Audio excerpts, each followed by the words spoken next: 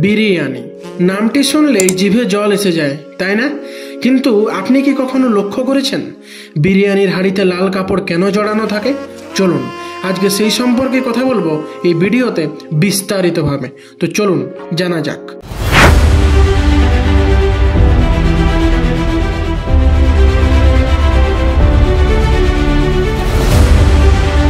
সবসময় যে বাড়িতে রান্না করা বিরিয়ানি খাওয়া হয় এমন তো নয়, বরং বিরিয়ানি এমন একটি খাবার যা বাইরে খেতেই বেশি মজা লাগে।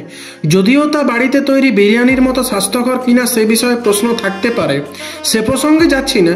কিন্তু আপনি যখন বিরিয়ানি কিনতে যান নিশ্চয়ই খেয়াল করেছেন যে দোকানের সামনে রাখা বিরিয়ানির হাঁড়িতে গায়ে লাল কাপড় জড়ানো আছে।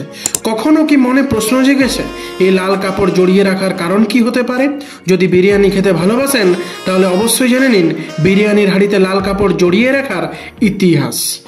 লাল রঙকে সবসময়ই আভিজাত্যের প্রতীক হিসেবে ধরা হয়।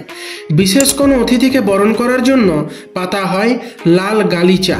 অনেকে বিশ্বাস করেন বিরিয়ানির হাঁড়িতে লাল রঙের কাপড় বাঁধা হয় ক্রেতার দৃষ্টি আকর্ষণ করার জন্য, কিন্তু এই ধারণা মোটেই ঠিক নয়, বরং এর পেছনে জড়িয়ে আছে একটি অন্য ইতিহাস। চলুন সেই ইতিহাসের মধ্যে প্রবেশ করি। সাম্রাজ্য হারিয়ে মুঘল সম্রাট হুমায়ুন যখন ইরানে আশ্রয় নিয়েছিলেন তখন তাকে পারস্য সম্রাট লাল গালিচার উষ্ণ অভ্যর্থনা জানিয়েছিলেন। তখন সম্রাট হুমায়ুনকে খাদ্য পরিবেশনের সময় রূপালী পাত্রের খাবারগুলো লাল কাপড়ে ঢেকে ও চীনামাটির খাবারগুলো সাদা কাপড়ে ঢেকে তার কাছে নিয়ে আসা হতো পরিবেশনের জন্য। এই ব্যবস্থা সম্রাট হুমায়ুনকে মুগ্ধ করে। পরবর্তীতে মুঘল সাম্রাজ্য এই রীতি চালু করেন তিনি। এরপর লখনৌ শহরের নবাবরাও খাবার পরিবেশনের এই প্রথা ও রঙের ব্যবহার করা শুরু করে দেন। মূলত রাজকীয় ও দামি খাবার বোঝানোর জন্যই বিরিয়ানির হাঁড়ির গায়ে লাল কাপড় জড়িয়ে রাখার চল শুরু হয় তখন থেকে।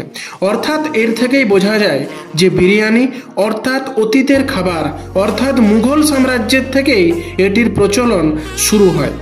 কেমন লাগলো শুনে ভিডিওটি? এবং ভালো লাগলে অবশ্যই নিজের মূল্যবান মতামত কমেন্টের মাধ্যমে জানাবেন। বিরিয়ানি লাভার যদি হয়ে থাকেন অবশ্যই একটি কমেন্ট করে যাবেন। ভিডিওটি ভালো লাগলে অবশ্যই একটি লাইক, কমেন্ট এবং সাবস্ক্রাইব করুন আমাদের চ্যানেলকে আরও ইতিহাস সম্পর্কে বিভিন্ন নতুন নতুন তথ্য জানতে।